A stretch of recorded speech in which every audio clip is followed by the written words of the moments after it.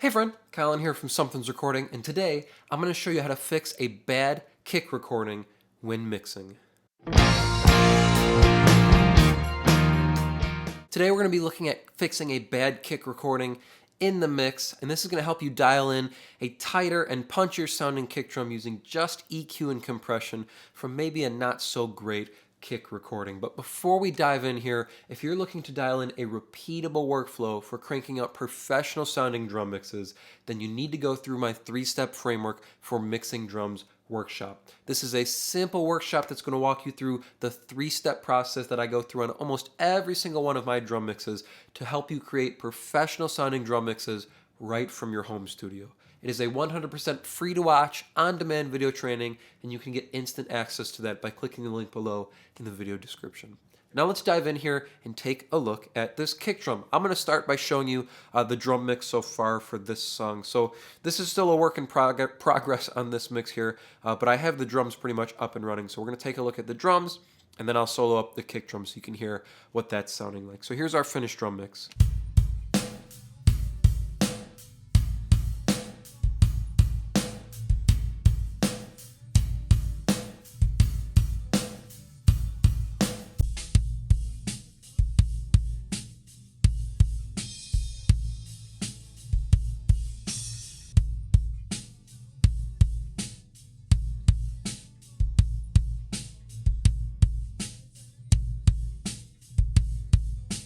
So you can hear our finished kick sound here has some nice top end click to it. It's got some nice low beef to it that you feel in your chest. It's not too scoop sounding, but it doesn't have this presence or nosiness in the mid-range. Let me do an A-B here for you, and you can hear where we started. So I'll start with our finished kick, and then I'll take off all our processing, and you can hear the original kick recording.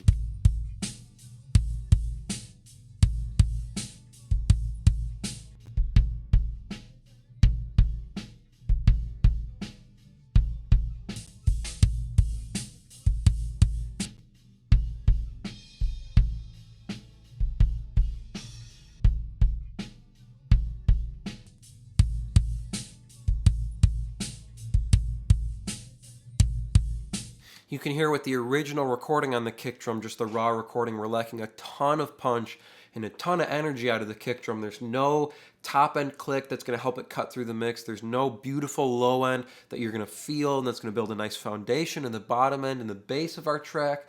There's a lot of mid-range, there's a lot of nosiness. It feels like it's just a mid-range heavy kick drum. It doesn't have the pretty top end and it doesn't have that beautiful low end that we want. So let's go through piece by piece here and see how we're building this out. The first thing I'm throwing on, which I do with a lot of drums these days, especially kick and snare, is I'll throw a limiter right at the front of the chain just to catch any peaks that are maybe too much on the kick drum, just so I'm not pushing the compressor too hard or any EQs are getting anything that maybe clips through here. So I just put this limiter on the front. We're doing maybe 2 to 3 dB reduction here. You can see what this is doing on our kick drum.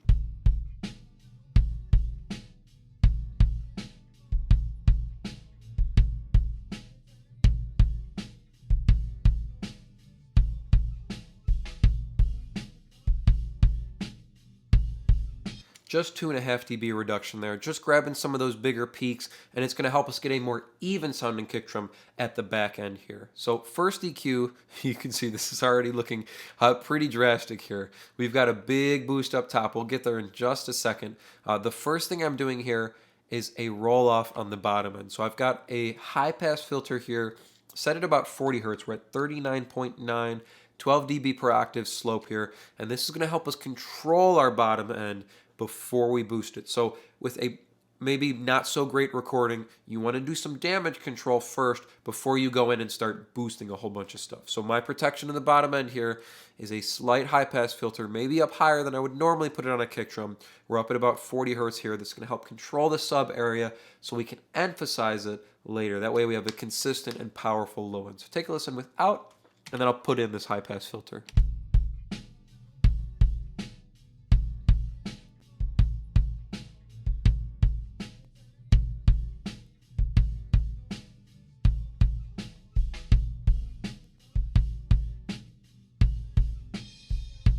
We lose a little bit of that sub area, but don't worry, we're going to get it back later and it's going to be more consistent. Remember, we got to control it before we emphasize it. Now, we're going to get to this boost up top in a second here, but before I do any boosting in the top end, I always like to get my compressor in place here. So I'm using the stock compressor here inside of Studio One. I love the stock compressor on things like kick and snare and even bass guitar and vocals as well sometimes. So we've got a 30 millisecond attack here, so we're leaving plenty of room on the front end for that initial transient to pop through. We want to emphasize that initial transient and get a tighter sounding kick drum. That's how we get the punch.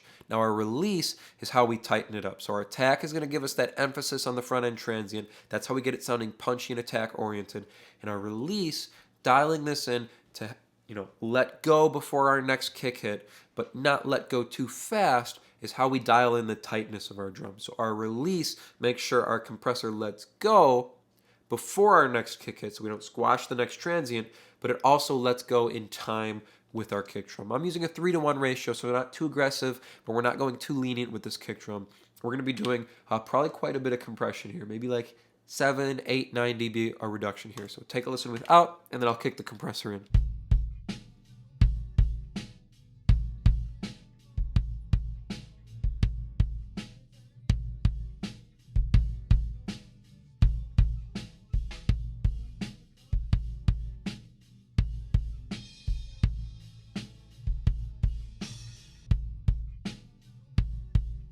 Now, you may be saying at the moment that feels like a lot of compression. It feels like we're neutering our kick drum. That's okay. Bear with me here, right?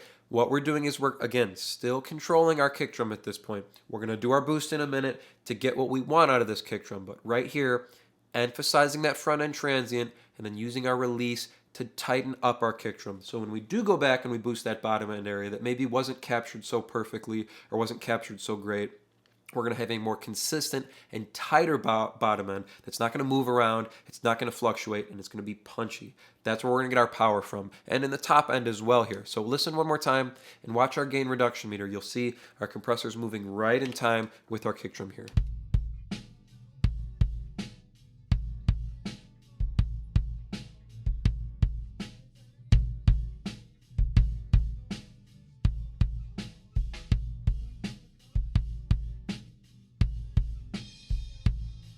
All right, now that we've got our compressor in place, now we're going to come back and we're going to add this ridiculous looking boost up on the top end. So we're at 9K here and we're boosting all the way up, 24 dB at 9K. So take a listen. This is going to sound very, very drastic, but you're going to hear how everything's starting to come together.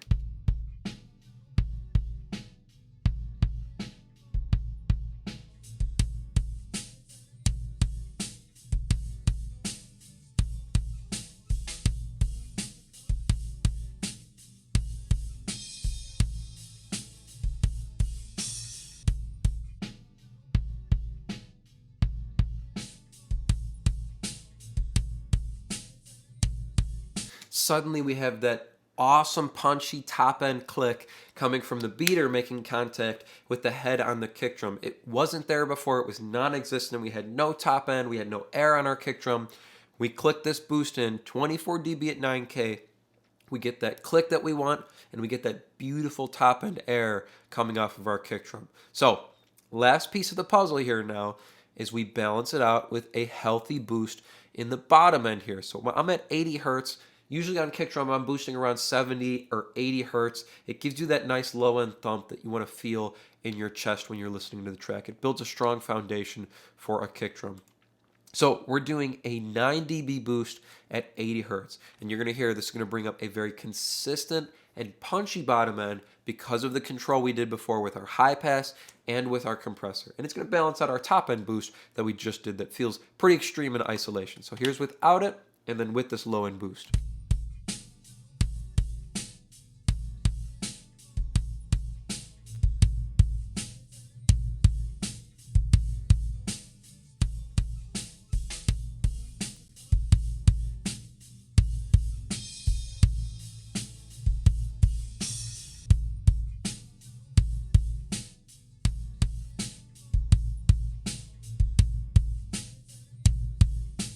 Now, suddenly all of the pieces of the puzzle have come together here, right? We put this low end boost in, we get that beautiful bottom end, we get that punchy fundamental frequency on our kick drum, and it balances out that nice click that we just added in our top end. So let's do another full A-B here, right? We've got our control from our first EQ, we've got our emphasis on the attack, and we're tightening up our kick drum with our compressor, and then we've got our 2 boosts in the top end and the bottom end to give us those fundamental frequencies that we want to hear out of our kick drum. So here's our finished product, and I'll A-B it. You can hear our starting point.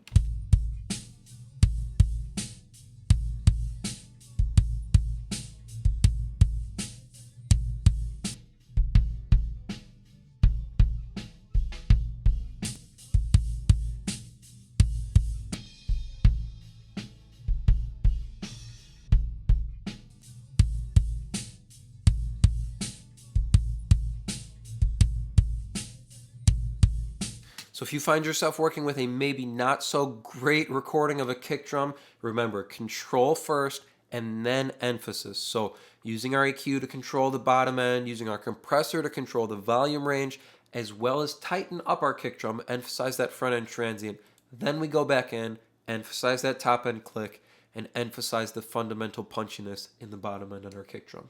I hope that was helpful for you. As I mentioned at the beginning of the video, if you're ready to take your drum mixes to the next level, then you need to go through my 3-step framework for mixing drums workshop. It's an instant access to this workshop. It is completely free for you to watch, and it's going to help you dial in a repeatable workflow for cranking up professional sounding drums right from your home studio. You can get access to that by clicking the link below in the video description. Thank you so much for watching today, and I will see you in the next video.